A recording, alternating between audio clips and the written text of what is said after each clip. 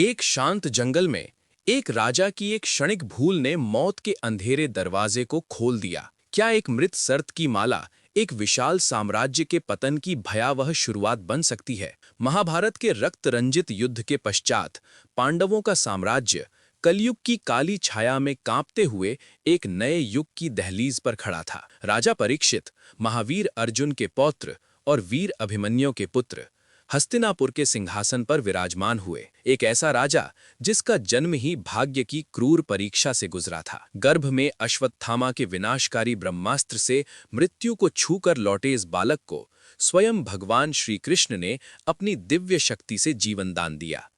इसी कारण उनका नाम परीक्षित पड़ा, जिसने परीक्षा की अग्नि को पार किया हो। वे एक अटूट न्यायप्रिय शासक थे, जिन्होंने कलयुग की बढ़ती अराजकता के बीच अपने राज्य को शांति और समृद्धि की सुनहरी किरणों से रोशन किया।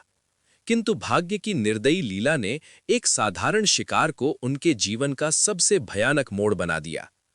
एक उमस भरे दिवस शिकार की तीव्रता में थक कर चूर और प्यास से तड़पते राजा परीक्षित एक घने जंगल के आश्रम में पहुंचे। वहां महर्षि शमिक गहन समाधि में लीन थे, मानो संसार से विरक्त। राजा ने जल की याचना की, किंतु प्रतीक्षा की धैर्य सीमा टूटते ही उनके भीतर दबी क्रोध की ज्वाला फूट पड़ी। आवेश में उन्होंने एक मृत सर्प को उठाया और उसे ऋषि के गले में माला की भांति डाल दिया। एक ऐसा अपमानजनक कृत्य जो राजा की क्षणिक अंधी दुर्बलता का घातक प्रमाण था। महर्षि शमिक ने अपनी करुणा से इस पाप को क्षमा कर दिया, किंतु उनके युवा पुत्र श्रृंगी का हृदय विद्रोह से भर उठा। आंखों में जलती प्रतिशोध की अग्नि लिए श्रृंगी ने गरजते हुए श्राप दिया, 7वें दिवस पर तक्षक नाग तुम्हारे जीवन को विष की लपटों में भस्म कर देगा।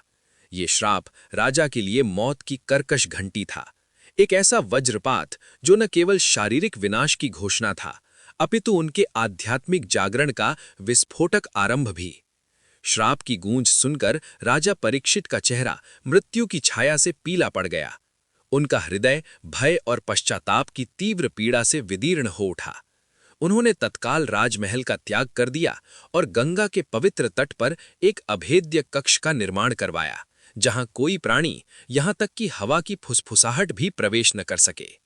ब्राह्मणों ने मंत्रों की अटूट दीवार खड़ी की और राजा ने 7 दिवसों का कठोर उपवास आरंभ किया। किंतु ये केवल शारीरिक कवच नहीं था। राजा ने इस मृत्यु की छाया को मोक्ष की खोज में बदल दिया। उन्होंने महर्षि शुकदेव, भगवान व्यास के दिव्य पुत्र को आमंत्रित किया। शुकदेव जी ने राजा को श्रीमद् भागवत महापुराण का उपदेश दिया। विष्णु भक्ति की अमर ज्योति, कलयुग की कुटिल छलनाएं, आत्मा की शाश्वत अमरता और भगवान की रहस्यमयी लीलाओं का गहन रहस्य। राजा के कानों में पड़ते ये शब्द उनके हृदय से भय की कालिमा को धोते चले गए और वहां शांति की दिव्य धारा बहने लगी। 7वें दिवस की भोर में तक्षक नाग, देवराज इंद्र का धूर्त मित्र, छल की पराकाष्ठा दिखाते हुए पहुंचा। वो एक ब्राह्मण के वेश में फल लेकर आया, किंतु उस फल में मौत का विष छिपा था। कीड़े के रूप में प्रकट होकर तक्षक ने राजा को डस लिया। राजा का शरीर अग्नि की भयानक लपटों में भस्म हो गया, किंतु उनकी आत्मा अब भक्ति की ज्योति से प्रज्वलित मोक्ष प्राप्त कर स्वर्ग के द्वार पार कर गई। इस विनाशकारी घटना ने राजा परीक्षित के पुत्र जनमेजय को सिंहासन सौंपा, जो बाद में प्रतिशोध की आग में सर्प यज्ञ का आयोजन कर इतिहास रचेंगे। ये कथा केवल एक श्राप की भयावह छाया नहीं है, अपितु पश्चाताप की पीड़ा, भक्ति की तीव्रता और भाग्य के क्रूर चक्र की नाटकीय गाथा है। राजा परीक्षित की मृत्यु सिद्ध करती है कि कलयुग की अंधेरी रात में भी धर्म का एक दीपक मोक्ष की अनंत ज्योति प्रज्वलित कर सकता है। जीवन की प्रत्येक परीक्षा एक नाटकीय अवसर है, अपमान की गहराई से उत्थान की ऊंचाई तक का दिव्य संघर्ष।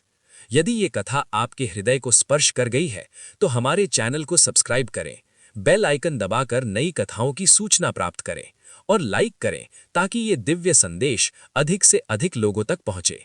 आपका एक छोटा सहयोग एक महान कथा को जीवंत रखने में सहायक होगा।